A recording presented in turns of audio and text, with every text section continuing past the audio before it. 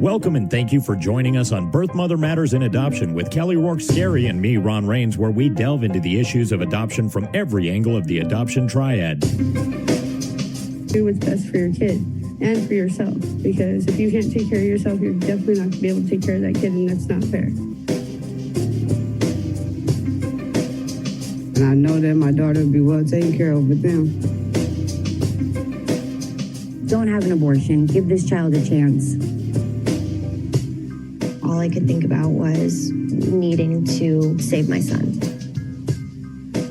My name is Kelly Rourke-Scary. I am the Executive Director, President, and co-founder of Building Arizona Families Adoption Agency, the Donna Kay Evans Foundation, and creator of the You Before Me campaign. I have a bachelor's degree in family studies and human development and a master's degree in education with an emphasis in school counseling. I was adopted at the age of 3 days, born to a teen birth mother, raised in a closed adoption, and reunited with my birth mother in 2007. I have worked in the adoption field for over 15 years. And I'm Ron Rains. I've worked in radio since 1999. I was the co-host of 2 successful morning shows in Prescott, Arizona. Now I work for my wife, who's an adoption attorney, and I'm able to combine these 2 great passions and share them on this podcast. Today, we're going to discuss adoption agency frontline workers. We've talked about some of the roles and job descriptions of people working for an adoption agency. And we've kind of gotten some feedback on the interest of really what people do. When birth mothers come into our adoption agency program, they want to know what everybody does, what their roles are, who's going to be doing what. And a very essential role is a birth mother case manager assistant. We've talked about birth mother case managers. We've talked about a match coordinator. We've talked about other roles. But today we're going to focus on what a birth mother case management assistant is, what she does, how integral her role is to the domestic team. And we're going to understand more of why agencies that have this position within their team have it, what it does, and how it benefits everybody. One of the reasons that adoptive families like to have knowledge of the workings of an adoption agency and a domestic team is they really want to understand where their money's going. Financially, what is the breakdown? Why do we have this person? Why do you have to pay this? Why are the fees so, in parentheticals, expensive, if you will? And I really want to make sure that I drive this point home. Every role, whether it is an adoption agency director or an adoption agency receptionist, is just as integral and important as the next. There is in society an infrastructure, and it's like that in an adoption agency as well.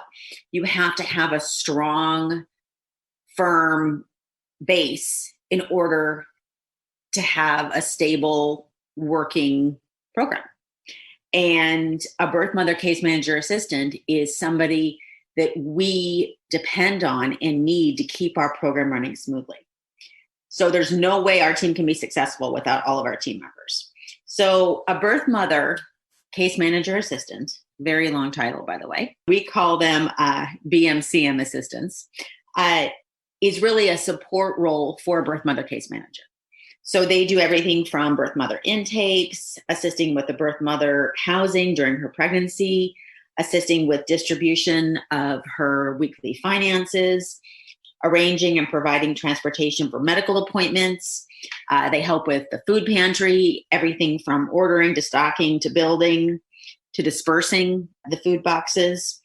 They also help the birth mother case managers when they have a conflict. They have 2 doctor's appointments at the same time. The birth mother case manager assistant will go with the birth mother. So they do form relationships with the birth mothers as well. They also assist in our aftercare program. A birth mother case manager assistant is kind of a precursor, if you will, to being a case manager. So the adoption field is relatively small. It's a specialized field. A lot of people who come into the adoption network and want to pursue a career have very little experience because it's such a specialized field. I know that you guys in your law firm, Ron, have had this experience as well. I mean, you have to train people from the ground up. Absolutely. Yeah. And it's on-the-job training for them to work towards a case manager position if that's what they're looking for. Right, exactly. Yeah, it's getting your feet wet before you learn how to swim. Mm-hmm. The other thing is, as a case manager assistant, you don't have to have the same experience and credentials that you do to be a birth mother case manager. So this is a really good starting point for people who are coming into the adoption field. There's advantages to being an assistant, there's disadvantages. And then I'm going to go over these, and then we're actually going to talk to one of our birth mother case manager assistants and really get a feel for what it's like to be, in the field on the front line, and also how COVID has affected all of this. Mm-hmm.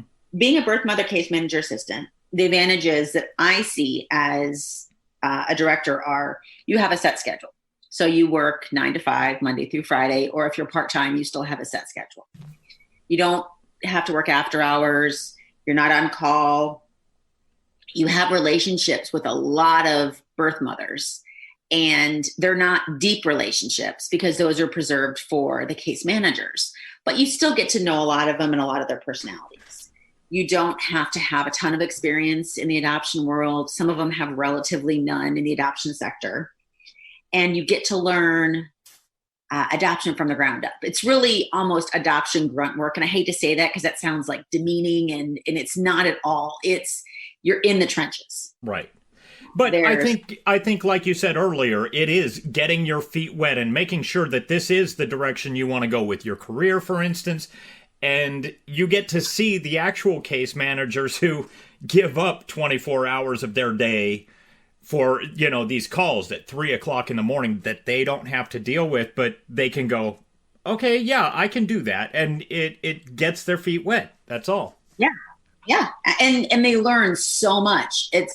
It's one of those positions that you will never forget, even if you don't continue on in the adoption field. Mm-hmm. You will never forget the experiences that you have. Now, disadvantages of being a birth mother case manager assistant are you don't get to be present at labor and delivery. That's reserved for the case manager.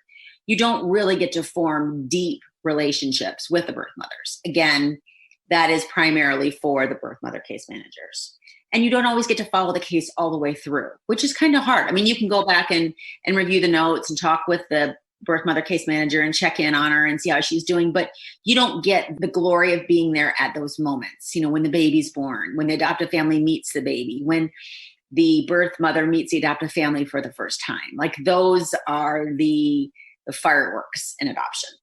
And a birth mother case manager assistant also doesn't execute adoption consents. So she is present during the intake and in and out of the journey as she is needed for that birth mother.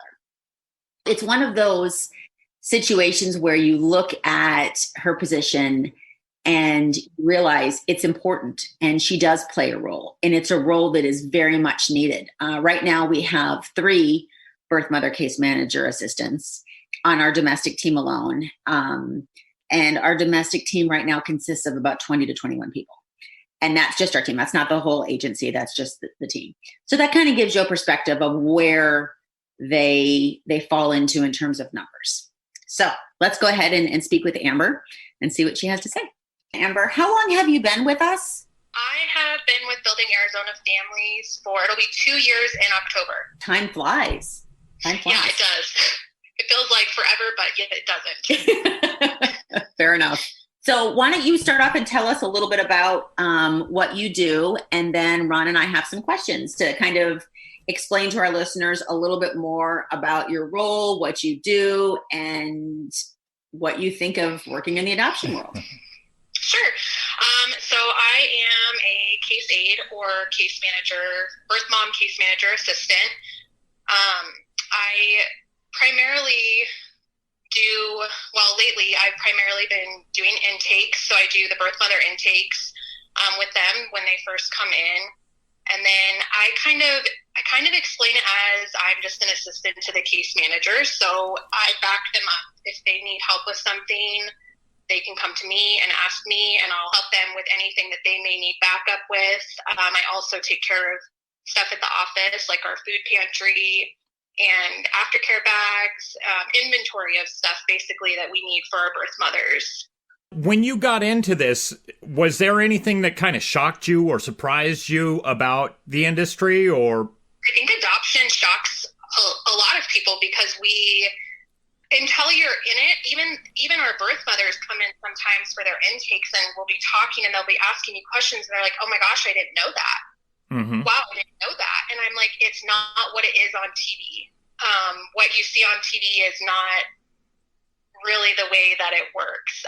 So I think that's kind of like, I guess I really didn't know a lot about adoption when I came in. And so I think it was kind of that same initial reaction that a lot of people have. Wow, this is not at all what I have thought it is through watching TV or, hearing about it in general. It's not, it's a lot different. So what was like your first big shock that you realized that, where you were like, oh my God, was there one moment that you can pinpoint that it kind of changed your view? I don't really think that there was like a specific moment. I would just say, especially I think with birth moms, it's probably a better example. They'll ask about like communication and how it works at the hospital and stuff. And I think they just have a view of, it's not as much in their control. It's more, they get more control than they think they do before they come in, if that makes sense. Mm-hmm. They do get to choose whether they want communication. And I kind of feel like sometimes TV portrays it as it's not that. They don't get those choices. And I think that that's shocking to them. I think it's a good shock that they're like, oh, wow, I really didn't know that. This is not really what I've seen on TV. Right. When you first got into this, was this just like a job, or were you pursuing this and thinking, I would like to get into the adoption field? It's funny. So I went to school to be a counselor. I got my bachelor's. I have not gotten my master's yet, but my initial goal when I started college was to be a counselor. Mm-hmm. I wanted to work with children. And as I went through school and then after having children of my own, I knew that wasn't really, that wasn't the path that I wanted to go down anymore. And when I heard about Building Arizona Families and that there was an opportunity available for me, I was super excited because, again, you don't really hear about adoption. So it was exciting for me to know that there was a chance for me to work in a field that I would have never thought that I was able to work in. So, initially I wanted to work with kids, and now I'm just like, this is my heart for sure. So you see yourself progressing in this field and making this a career, and it actually becomes a lifestyle? Yeah, it's definitely shown me that working with women who have, whether it's domestic violence or substance use, it's definitely shown me that is where my passion is, for sure. Mm-hmm.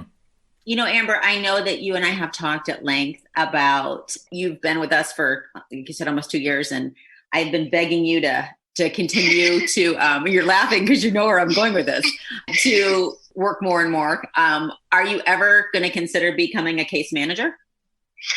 I toss it back and forth. I don't want to say, yes, that's for sure my end goal, but I don't want to say no either. I'm super happy with the position that I'm in. I feel that I fit really well in the position that I'm in. And I like the balance that it gives me between work and family too. Yes. And that is a huge advantage of being a case manager assistant.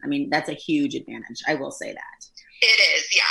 What do you think, without saying any names or any identifying information, what is the best memory? It can be the funniest. It can be, what is the best memory you have so far within your job that you've done? I feel like I've had a lot of really cool experiences, even just in conversations that I've had with our birth moms. I would have to say, if I had to pick one memory, because I don't get to spend a lot of time at the hospital with our birth moms or our adoptive parents, I think one of my best memories would be when I got to see an adoptive parent see their child for the first time. That was cool because I'm on the birth mother side of it, and so I don't get to see that other side very often, if ever. And so that was really cool for me to see them meeting their baby for the first time. And what was that like? It was emotional. They were crying and I'm like trying not to cry because I'm like, okay, this is my job. I have to be, but it was really cool. It was emotional. And I don't think that moment could ever get old for anybody. Totally agree. Now, did that moment surprise you? I mean, was it what you thought it would be? Did it go exactly how you anticipated it, or was it different? I would say, I guess it was probably what I thought it would be. Just their emotions and just joy. But I don't know that I had ever really pictured what I thought it would look like. I guess I would have to say that like I had imagined that there would be a lot of emotion and joy, and that's what I saw. What do you think is the hardest thing you've had to see in the adoption world? Because there's happy moments and there's the dark moments. Yeah, there is. For me, in my experience, I would just have to say, I can give an example. I did an ICWA hearing, and this was a while back. And so, it's a 2-hour drive and a 2-hour drive home. And you're with the birth mother the whole time. And I think that some of those moments after they've had the baby is probably, it's the hardest for them, but for us as well, it's hard because they are very emotional. And for me, I've never had a child and placed a child for adoption. So I feel for them, but it's hard for me in those moments because I don't know what to say to them because I haven't gone through it. So what could I possibly say to make them feel better? I feel like that's a hard aspect. And watching them go through all the emotions and beating themselves up. I mean, there was one ICWA hearing that I did where she cried the whole way home. Yeah, that's hard. And I had to talk, we talked the whole way home about all kinds of different stuff, not even just her adoption, just things that she had been through in her life. And that was a hard day for me because it was sad for me to watch her go through all of that and watch her emotionally put herself through what she was putting herself through with other past experiences in her life, just in general. Those are probably some of the harder moments in my job. In a way, though, is that somewhat rewarding? Because, I mean, you're listening to the heartbreaking and tragic stories from, the birth mothers or whoever you're talking to, but you're also giving them support at the same time. You're kind of helping them by letting them get that out. Do you try and look at it as a positive still? Oh, totally. It's almost like I'm listening to them and supporting them through. So yes, definitely. It is very rewarding. And, I definitely see the positives in that part of it for sure. Now, as far as continuing your career and potentially becoming a case manager, you said you kind of waffle on this issue. What are some of the reasons, probably what is the biggest reason that you would decide this is too much for me? Is it the time? Is it the emotional connection you've got to make? What is the one thing that's kind of standing in your way of going just feet first into the whole thing? To be completely honest, I have young children. So that's my biggest, where I kind of say, I don't really know. I don't think that it's, I think I would love it, and I would love being able to work with them a little bit closer than I do now, and being able to be at the hospital with them and walk them through that process. I do have young ones, and so it's hard when you have a birth mom in labor and, you're her support person and you've got to be there with her and you've got young kids. It's hard to juggle that. So right. I think that that's probably my biggest. And it doesn't matter if it's Christmas or the night of your daughter's first recital or whatever it is. It's the job kind of has to come first. So I totally understand that. Yeah. Yep. I would say that's my biggest hold up with it is I want to always make sure that I give, 100% in every place that I'm at. And I feel like right now I'm able to do that. Good for you.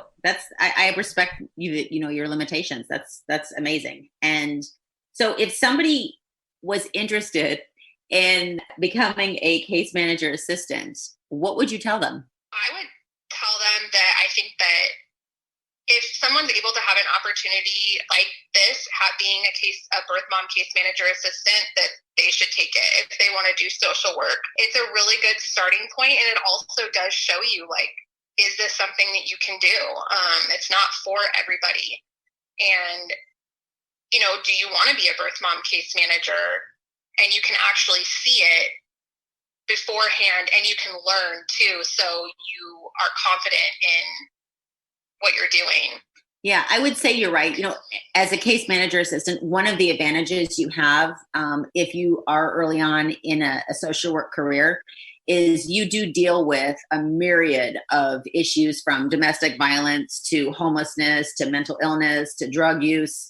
It just goes on and on and on. And so you do learn lots of different aspects of social work, all underneath the umbrella of adoption.